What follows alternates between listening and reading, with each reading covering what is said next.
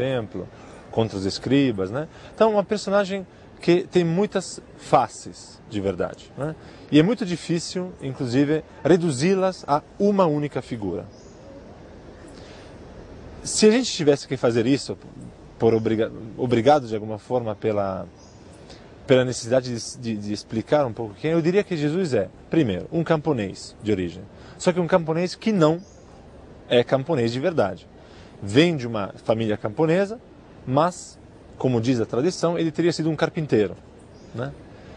Antigamente se achava que quando se falava que ele era um carpinteiro, isso queria dizer que na verdade tinha um status social superior àquele do simples camponês, é um artesão, né?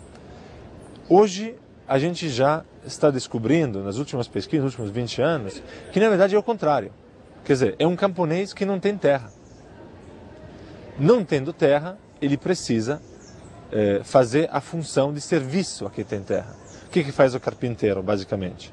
Constrói as casas, constrói as ferramentas que servem para a manutenção da vida do campo, fundamentalmente, né? Então, na verdade, seria um homem abaixo do próprio campesinato, do ponto de vista econômico e social. Muito mais pobre do que seria um pequeno camponês. Um sem terra que é obrigado, de alguma forma, a trabalhar no serviço, a trabalhar no artesanato, exatamente porque não teria terra. Então, pode ser que Jesus é altamente provável, que Jesus foi trabalhar na construção civil na cidade também. Então, sem terra, e de alguma forma alguém que migra para a cidade para conseguir manter a própria vida, para conseguir trabalhar. Me agrada muito pensar isso, porque reconduz Jesus num lugar social que nos permite entender melhor, de fato, quem foi. Por que ele falou muito de dívida? Né? A fala dele está cheia de gente endividada, de problema com dívida. Ele falou muito de comida, de gente que passa fome e que precisa comer, e que é bom, e que o reino dos céus vai ser um grande banquete, e que a água tem que se tornar em vinho, né? Isto é, reconduzindo Jesus historicamente no berço dos pobres, a gente consegue entender muito melhor por que tanta preocupação, por exemplo, com comida, com endividamento, etc. Isso nos mostra uma continuidade, né? Os textos que nos falam de Jesus se tornam mais coerentes.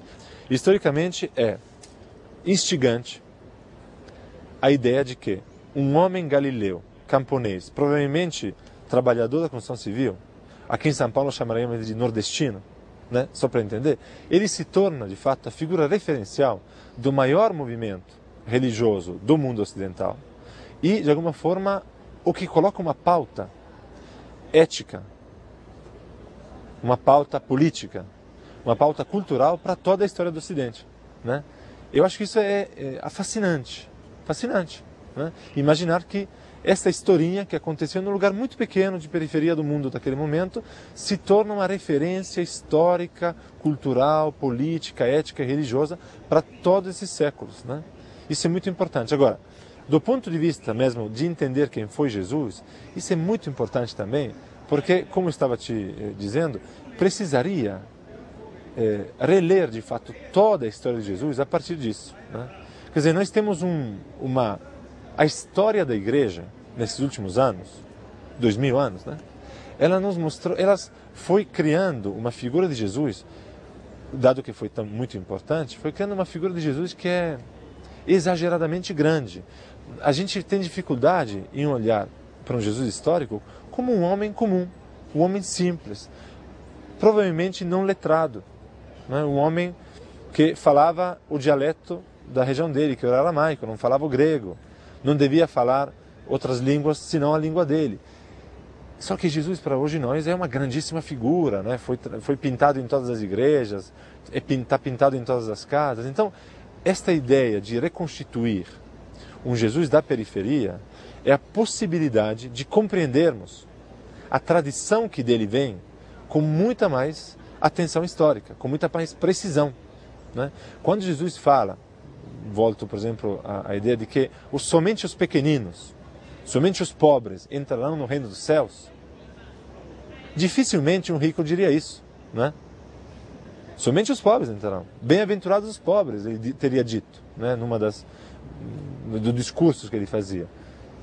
A gente só entende isso me parece, na sua profundidade, você consegue colocar Jesus exatamente nesse lugar.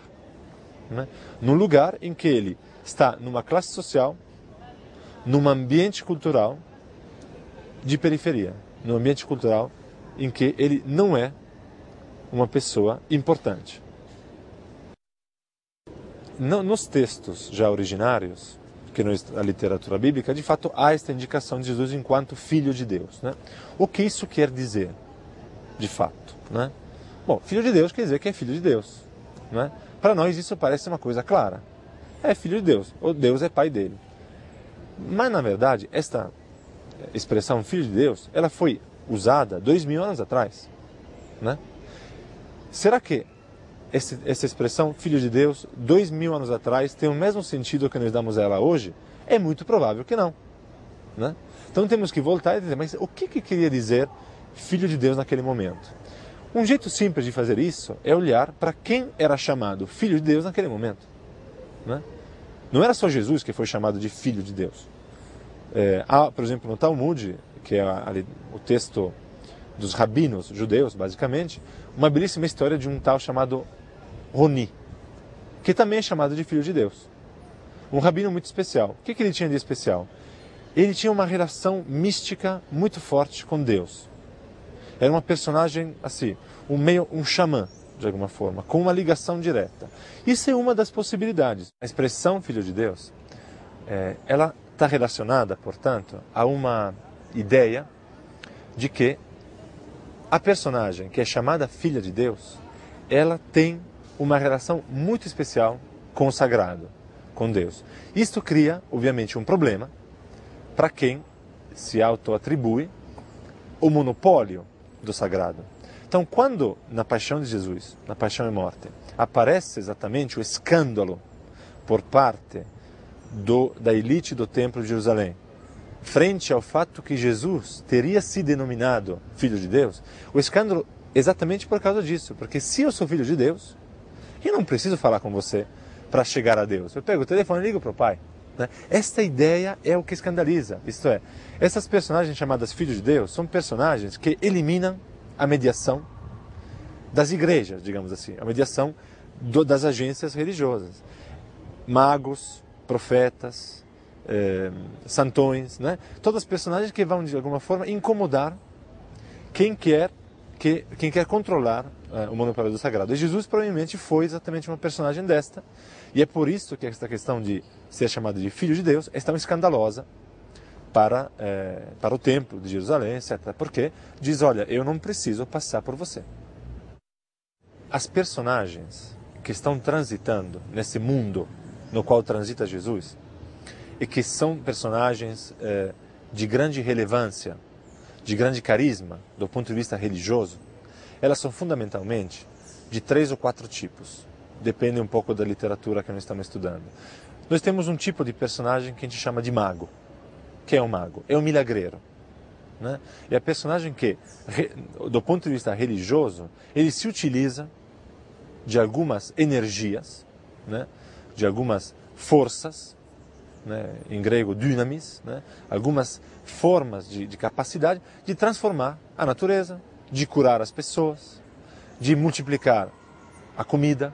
Né? Isso é uma experiência, então, de uso do espaço do sagrado poderoso, com poder.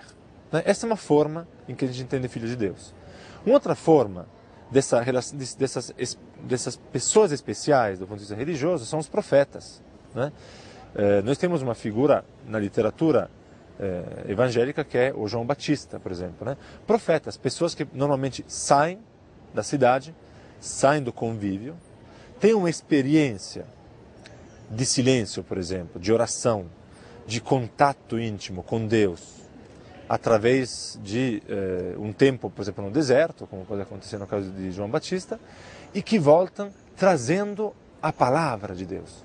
Em geral, uma palavra de quebra, de ruptura, ou com o sistema religioso, ou com o sistema político, ou mesmo com o sistema moral, né, da sociedade que está aí. Então, uma outra forma de identificar essas personagens especiais, que têm uma relação especial com Deus naquele tempo, isso é, personagens religiosas, homens divinos, Esse é o termo técnico, né? Theo e Andres, homens divinos, homens que têm uma relação especial com o divino. É o profeta da palavra. Ele não tem nenhuma forma especial de mostrar isso, não faz milagres, não faz multiplicação de paz, mas ele usa a palavra porque a palavra dele tem uma força especial. E a força é que a palavra ele escutou de alguma forma diretamente de Deus, né? Há uma terceira figura, pelo menos muito clara nesse momento, que é a figura do homem religioso que